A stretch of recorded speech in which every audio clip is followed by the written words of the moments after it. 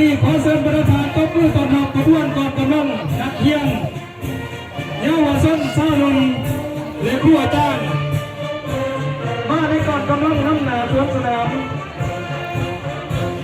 กำลังเยาวชนชาวนุ่มเป็นกำลังสำคัญและการเป็นนอนเองและเป็นผู้สืบทอด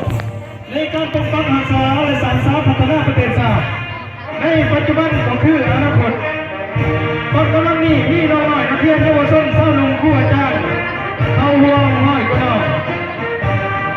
ที่มาจากโรงเรียนมัธยมสมบูรณ์เมืองสมุย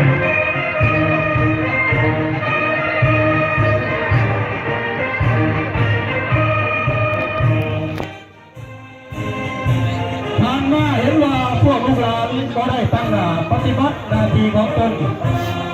ตั้งใจศึกษาเรียนด้วยผลสำเร็จและเป็นที่พึงพอใจของครูอาจารย์และพ่อแม่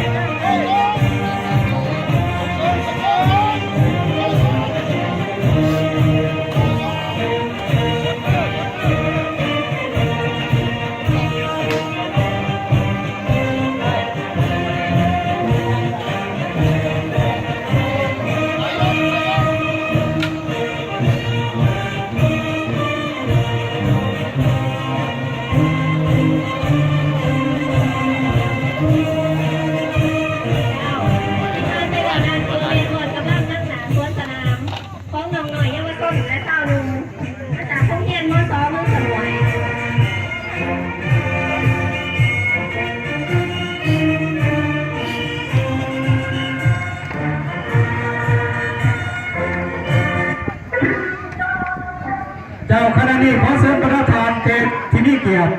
ตบมือชมเชยขบวนต้อนรับขบวนกองกำลังเป็นพนักงานเมืองครอบครัวกันนำมวลชนอ่อนขางมาในจังหวะล่ำเสียงนำด้วยน้องสาวที่ป้ายสองลำสาวกลุ่มนักการประกอบด้วยกลุ่มพักพนักงาน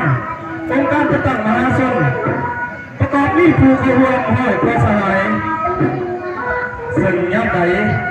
พระดาวเพื่อจะตั้งรักเก่าก็ได้ปินอ้อมสนับสนุนต่อคณะผักขับเคลื่อนตลอดมาและเอาใจใส่ปฏิบัติหน้าที่ของตนด้วยผลสำเร็จเหตุไหนการสีน้ำพาการจัดตั้งปฏิบัติมติองค์ประชุมใหญ่ในแต่ละสมัยและแผนพัฒนาเศรษฐกิจสังคมบรรลุตามระดับขาดหมายกองกำลังนี้มีคำขวัญว่า